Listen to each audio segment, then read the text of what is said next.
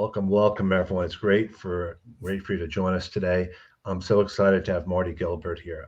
I've known of Marty Gilbert for a very, very long time through, I think, Marty Latman, among other people, and it's great to be able to have the conversation. And I found out from you, Marty, that you have one of the largest networking groups all over. I think it's called North Shore Executive Networking Group, if Right. I'm not Yeah. mistaken. Yeah. We've got over 10,000 members with at least one or two landing a new job every day. Yeah. Now, how did that group actually evolve? How did you actually start the group and get that many members over time? Yeah. I've had the fortunate career of having changed careers quite a few times Right. during the span of time. And I was into job search about 13 years ago. And I just pulled together 5 other people who, like myself, had worked primarily for Fortune 1000 firms, Mm-hmm. formed a small accountability group, met once a week, and it grew from 6 to 12 to 25 and 50. I landed rather quickly. But I kept the group going. I just moved the meetings into the evenings, and it really took off. And so about 3.5 years ago, I decided to leave the corporate world and dedicate all my time to NSENG. And it's probably the best move I've made in my career. It's been, of course, the most rewarding work that I've had an opportunity to do. Did your meetings end up going virtual for a few years as well? And are they virtual still, or are you going back to any in person? Yeah, we're entirely virtual. When the pandemic hit, I moved everything onto Zoom. When we were pre-COVID, I was getting 150 people at meetings, but Mm-hmm. I was based in Chicago, so all the attendees were essentially folks in the greater Chicago area. And Mm-hmm. probably one of the few good things that came out of COVID for me was that I became a global business overnight. And so I started being able to attract people from New York, Boston, LA, Houston, all over the place, because everything now was virtual. And that was great, because I was able to help folks regardless of where their physical location were. And so I moved everything into the webinar environment, into the online workshop environment. Even, a lot of my coaching is done, through online electronic means, which means I can help more people, which is really the objective here. Yeah, I know that when the pandemic hit as well, it was a boon for people like myself that wanted to spread the job search word and get out to a lot of different people. It was an unfortunate situation all around, but I still find now, even 3 years later, people are still struggling a little bit with how to do job search and even the balance between virtual and in person. And doing my work at LHH, I still find a lot of those challenges. So what I'd be curious to know is there one specific mistake or one specific thing that people don't do right in job search? I have my thoughts about it from seeing a lot of clients. I think for me, one of the best things they do is they don't let people know exactly what they want to do. They just make the assumption that people know what they want to do because they've been doing it for a while. So I'm Sure. curious to know what you think about that. Yeah, there are a lot of easy mistakes for job seekers Right. to make, and I'm sure we could come up with a list of 25 rather quickly. Absolutely. But if I think about some of the ones that are the constant, items that are surfacing, one is, if you're not looking for a job in HR and talent acquisition is not a priority when it comes to getting the visibility with the people who can make decisions. Hmm. And too many people think that hitting send on an online ad is the most important exercise, and it's absolutely not. It's getting to the decision makers, the people that own the budget, and that's the hiring manager and their peers. And so you really need to have an outbound marketing campaign to get the word out to all these people, whether they have a job or not. And so which leads really to another thing, is a lot of people don't take the time to develop a really strong and robust target company list, because most of the companies you're going to be interested in may not have a job for you right now, and that's okay. But you got to take the time to get visibility with them, so that if and when an opportunity should arise, they're going to think of you. But you can also create opportunities for yourself by marketing yourself directly to the right people that have the power. Just to let everyone know, first of all, this is going to be recorded, so if you miss it later on, you can catch it. I just don't want to do. I want to do some shout outs. Maybe some of the people here: Marty, Carol McCullough, coming from New Jersey, Okay. Marcello Arcele, I guess, from Atlanta, Malika Chowdhury from Illinois. I don't know if you know her. Allison Wilson from North Carolina, my friend Meryl, and there's so many great people here. Um, I want to make sure that we address some of the questions. One of the things I preach when I do my LHH stuff and even my job search groups is that LinkedIn is a marketing tool much more than just a resume. I actually had someone today ask me if they could put their resume on LinkedIn, and I'm like, why would you do that? I mean, but again, it goes back to what people have been taught and what people Sure. assume is the right thing to do. Would you tend to agree that marketing is a priority on LinkedIn? Oh, it's a big priority. One of the things I tell people, the big difference between a resume and a LinkedIn profile is that the art of writing a strong resume is about less is more. How do I Mhm. say all of the right things in the fewest words possible? This is the art of strong advertising copywriting, Mhm. Right. which this is where I grew up. But the art of LinkedIn and a LinkedIn profile in particular is about just the opposite. It's about more is more, because there are multiple ways to get found on LinkedIn. Okay, and Mhm. you can imagine you're competing against so many people when it comes to being found. But one of them is search engine optimization, and that means keyword matching. And anybody who's going into the back end of LinkedIn, whether it's a recruiter or hiring manager, they're plugging in keywords that are associated with the position they're trying to fill. And the folks that have the most matches in their profile are going to get a higher score, which will increase their chances of getting that initial phone screen to kick things off in their relationship with this company. So it is absolutely important to make sure you have the right verbiage, the right text, the right phraseology in your profile. Whereas you would never do that repetitively in a resume, because they are serving different purposes. And if anyone has questions, definitely pop them in the chat. I'm going to ask you the question I asked just about everyone here on a call, because there is no one right or wrong answer, but I'm curious to get your thoughts about it. The open to work on LinkedIn for everyone, nobody, just recruiters. And again, it's not a right or wrong answer because I go back and forth and I change my thinking all the time. Yeah, So what's your thoughts?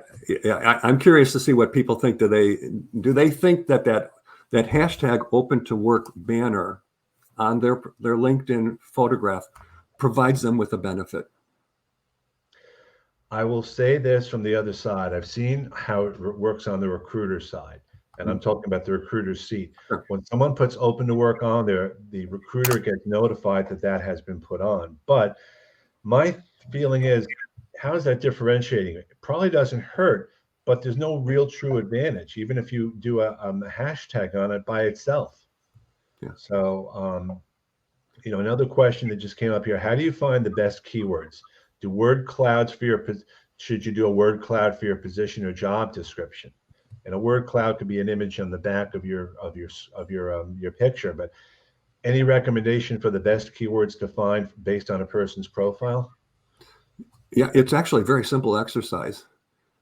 Get 3, 4, 5 job descriptions that are the kinds of roles that you want to pursue, and then grab a highlighter and start highlighting the most important requirements of the job, not the qualifications section, but the earlier parts of the job description are early because the person that wrote the description wants you to see these things, but it's going to be a lot of the more important, harder hitting words.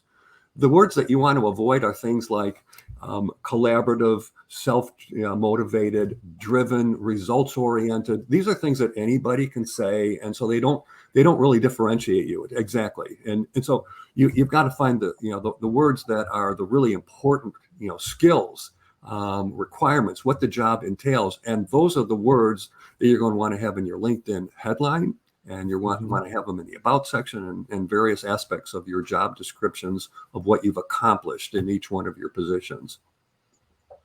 I think what most people don't realize is that they have to let people know what they're looking for. I have seen so many profiles from people that are in transition or out of work, and they don't even say it, and they have a job and they haven't changed their job, and they don't let people know. I mean, none of us are mind readers. We can make assumptions based on a profile, but you have to let people know, maybe not with the banner, whether it's by engaging on the platform or just getting the word out. Because again, how can we all help you if you don't let us know what you want to do.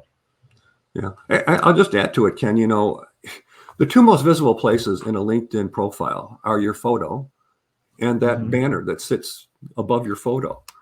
Right. Well, on that banner, you can superimpose all kinds of keywords and text that immediately tells the person who's visiting your profile what you're all about, what's your value, what industries you're in, what sorts of things do you get involved with or have expertise in. It almost invites them to want to see more, because if they start to see some of the right keywords sitting up there, the chances of them looking further into your profile will go up dramatically. So Merrill says here, Open to Work enables second and third degree connections to send you a direct message with support. I'm not sure that Open to Work in and of itself does that. I think, but I'd be curious to know more about it. So Ellen has a question here. What do you do if you have several different job titles that you can apply for? Well, you can only have one LinkedIn profile. Okay. Yeah, you can have multiple resumes, and there's nothing wrong with having different versions of your resume for different types of jobs.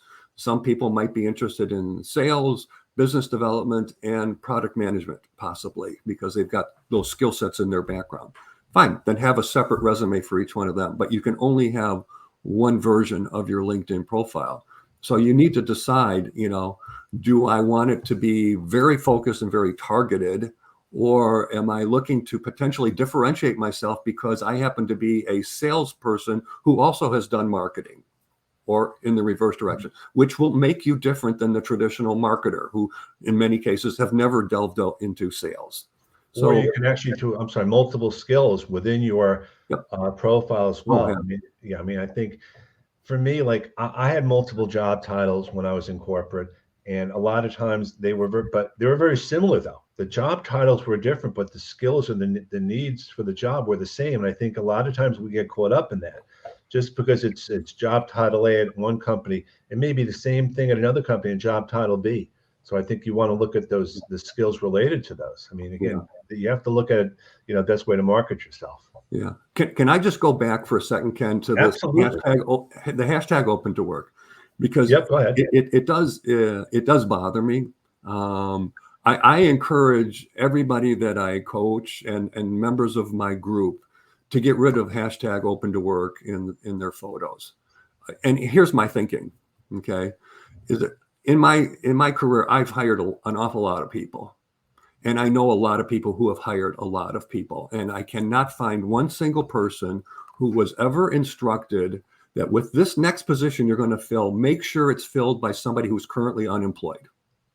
But I can tell you what I have seen and heard and observed from many hiring managers is that oftentimes they stay away from people who are unemployed because they are under the misconception or the prejudicial attitude that people who are unemployed or open to work, which is advertising to the world that you're currently unemployed, that those people are underperformers. So I don't even want to have a conversation with them. And so this is why I tell people I wouldn't put it up on your profile, because you are advertising to some companies. Stay away from me if that's what their attitude is. And I know some people say, well, then that's not a company I want to work for.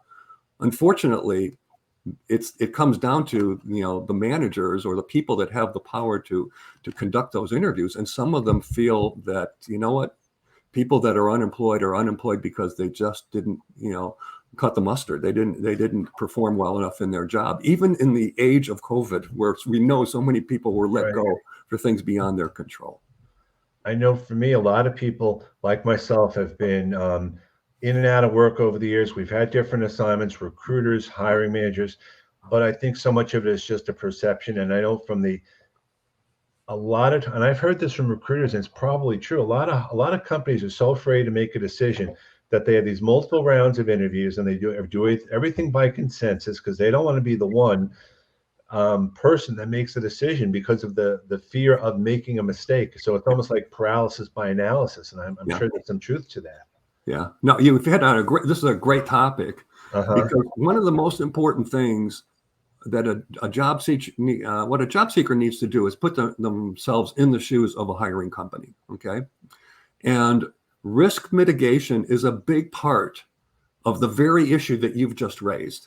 is that so many companies take so long, and I'm talking about 3, 4, 6 months to hire one person because they don't want to be blamed for making the wrong choice. And it's very costly when you hire somebody and you onboard them, and before you know it, you've invested 6 months in this person. They're just not a fit, and now you're starting all over again. That's really expensive in terms of time and money.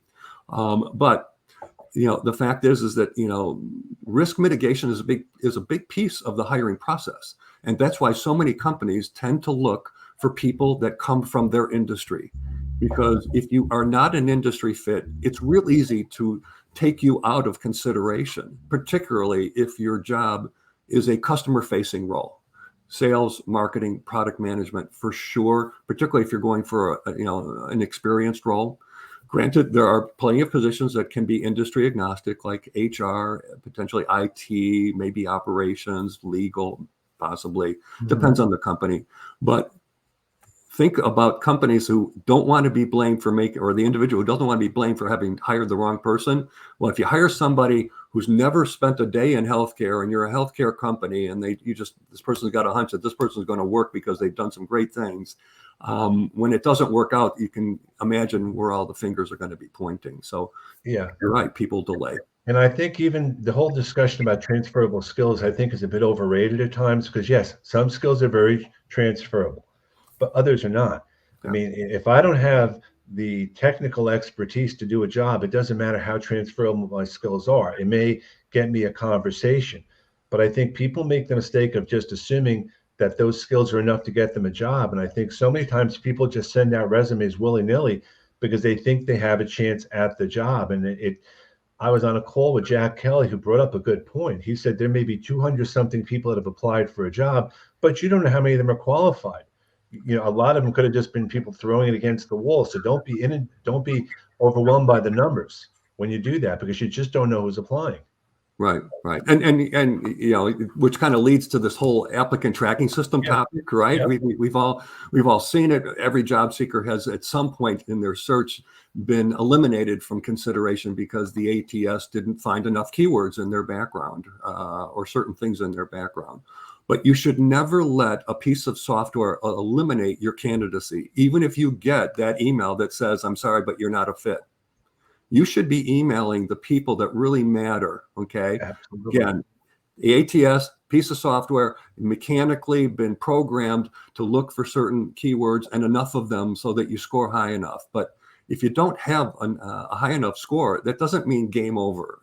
All it means is and you should be automatically going to find the right people on LinkedIn, and it's not difficult if you know how to use the platform. Right. And get your message directly to those folks, because they're not going to ask you, were you eliminated by the ATS? No, all they know is you've sent them a great cover letter. Your resume is in line with what they're looking for. And what do? In many cases, they send your email over to the hiring manager directly, or to the person who's conducting the search, and it gets you the interview regardless of how you scored on the ATS. And I find so many job seekers are so afraid to take that next step. And I have so many conversations like, why not? You're making an assumption that the hiring manager even saw the other resumes. I mean, they don't know. I mean, you have to think, it's not even thinking outside the box. It's about just being proactive. Yep. I mean, even connecting with people. So someone doesn't accept your connection request. You're no worse off than before if you don't try. Yeah. This is very much in line with my what the hell approach to job search, which I trademarked about 5 years ago. And the concept is very simple. What the hell do you have to lose by doing things that other job seekers aren't doing?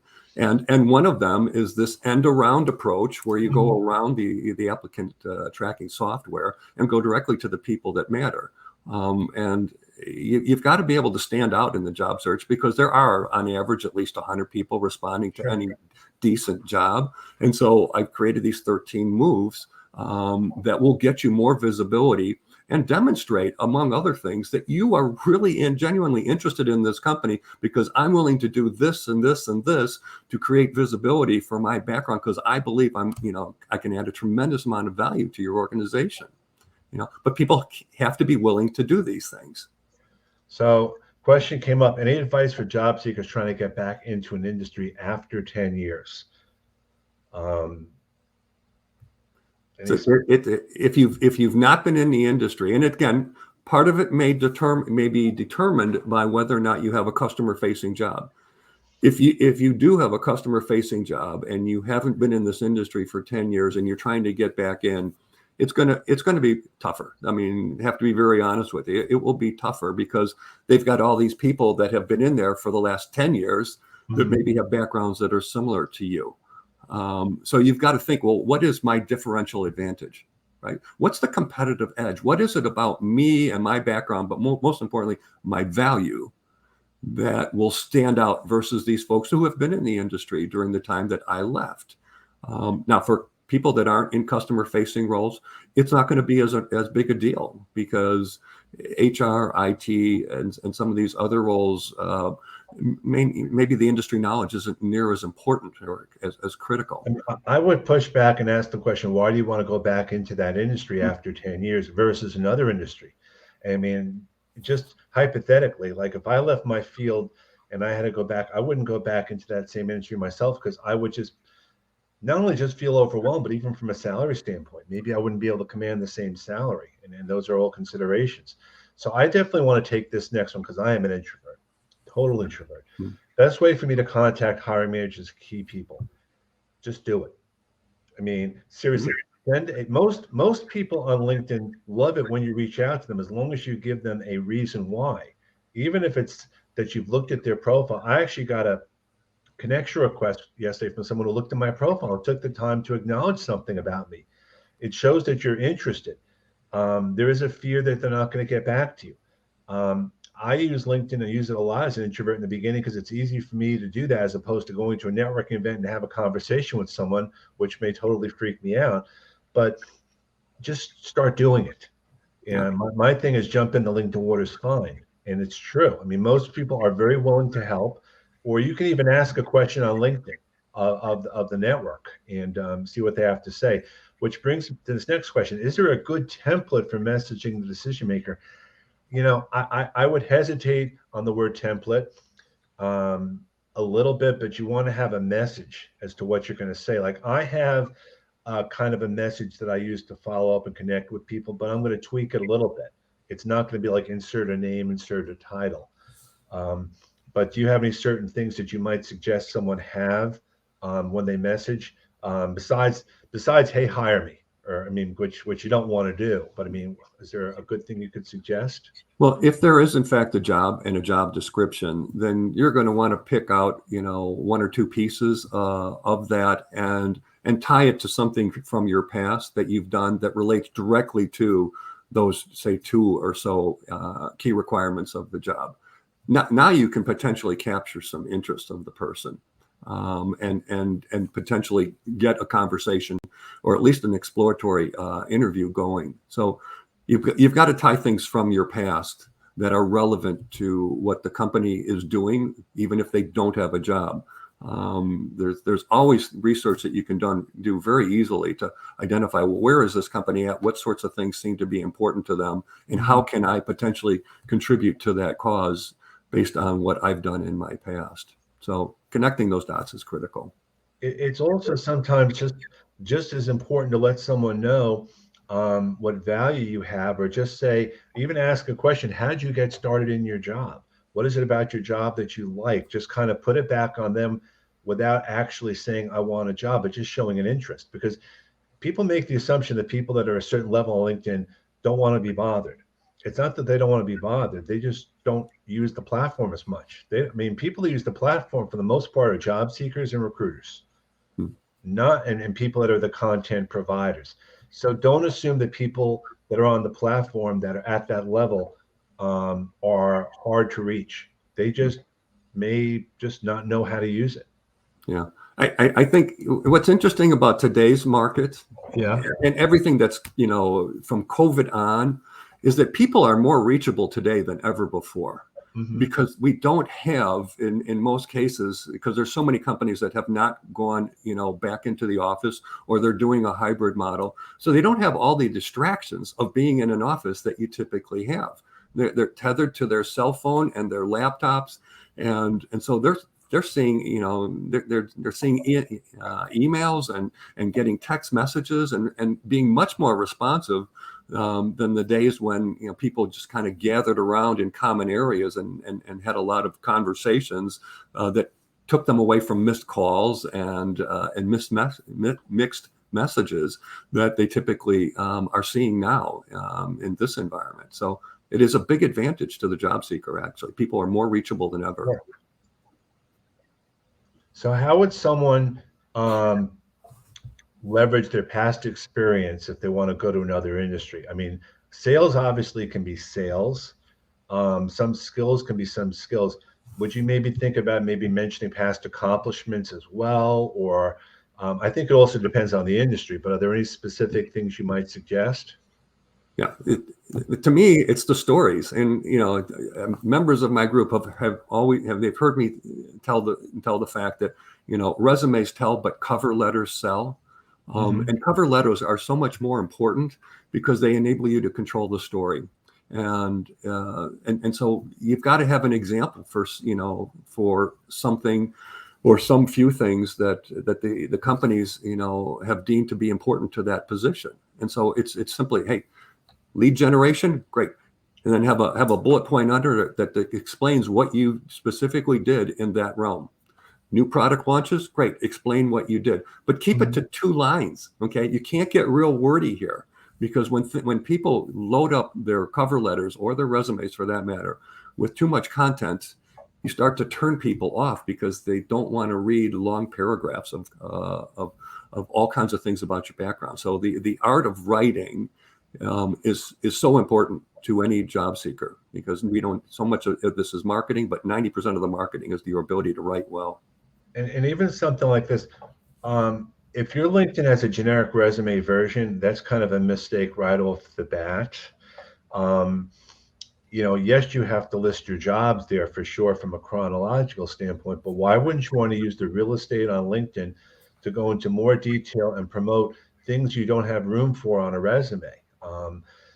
Hiring managers understand what LinkedIn is, and they understand what resumes are, and they understand the differences. I think the main thing to understand is that when you're on LinkedIn, you are marketing yourself. You are selling yourself. And the same thing goes for recruiters, to be honest. Recruiters are selling themselves too. Maybe they're doing it a different way. But this is also about building relationships on LinkedIn. You want to build a relationship because you never know where it's going to go. Yeah. Well, the great thing about LinkedIn is that you can have conversations from one person to hundreds or thousands, right? We couldn't do that back in the days when we communicated through letters, right? But the digital marketing aspect of not just marketing, but for job seekers is so powerful today because your reach can be absolutely enormous. And that's why I say, if you know how to use the platform, you know how to find the people that are the decision makers in each company or in each industry, then you just have a huge advantage and message to them. There's no reason to hold back. I mean, because what's the worst thing that could happen? They don't do anything with it. And that's okay. You've gotten visibility like any good ad that we see on commercial. We can't remember, what the value of that product was, but it did leave an impression with us. And you got to have, more and more visibility to be remembered. You brought, I'm thinking about before the old rejection by the ATS. If you get rejected by an ATS and you want to reach out to the hiring manager, say, I was just notified I was rejected by the ATS for this position. Let me know what about my background I can do to improve myself, or just do a little pivot on that to kind of get them thinking. Or maybe not say, what can I do to improve myself? But that becomes a good first way to connect. Let them know that this is the frame of reference you're connecting with.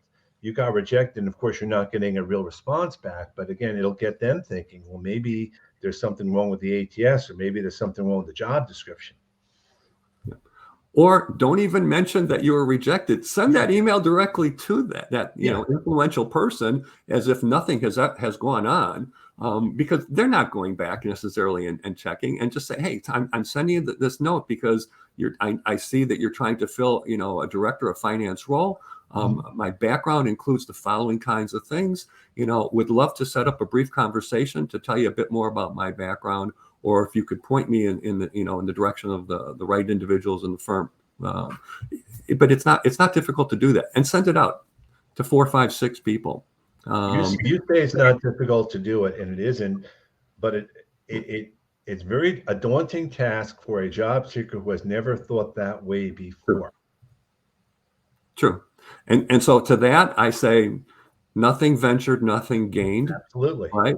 Okay. Some of us grew up with the saying, the squeaky wheel gets the grease.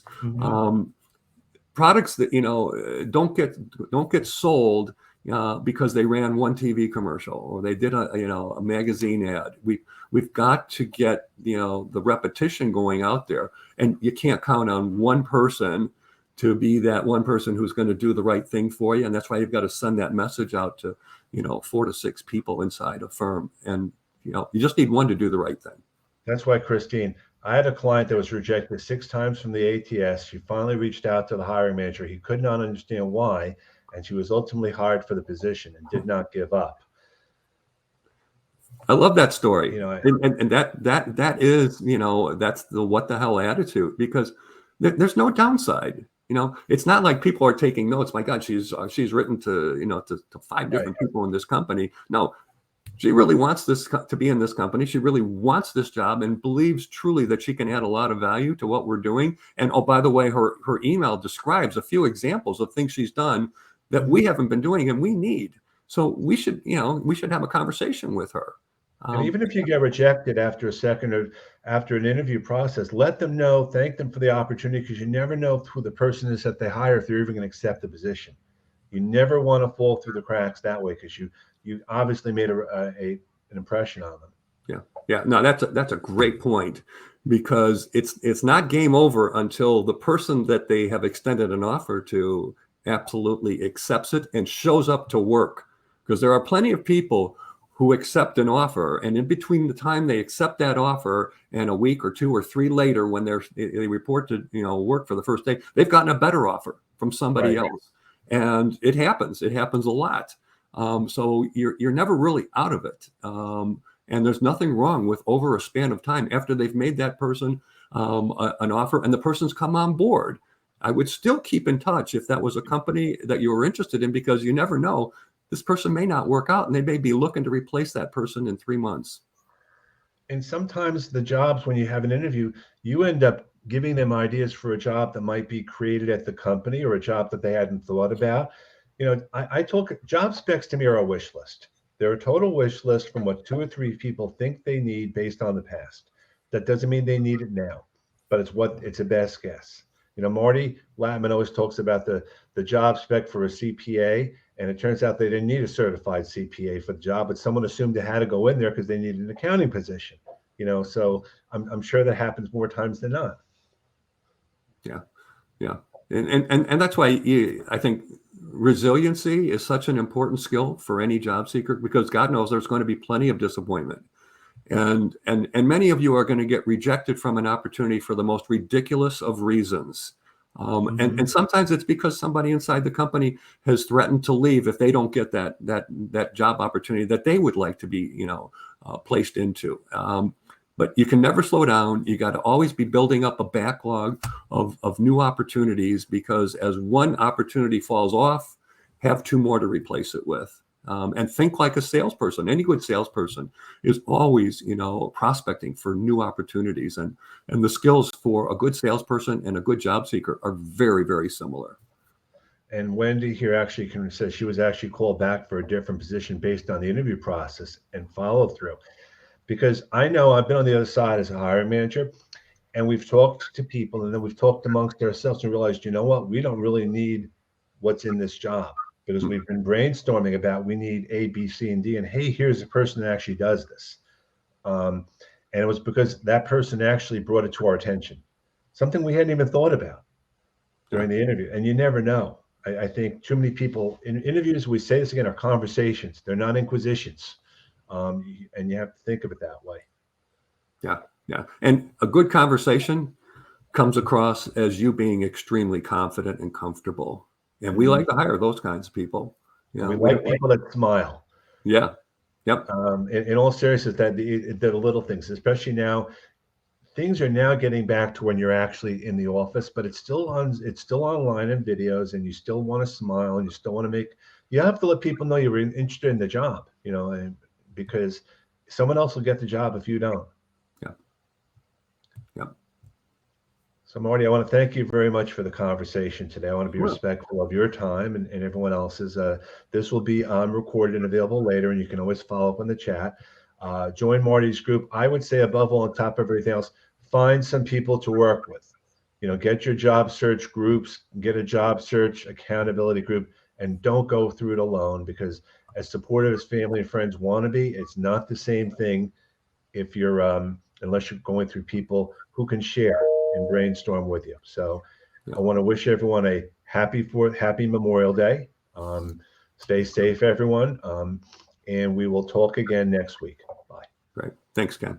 Bye. Thanks to everybody for coming.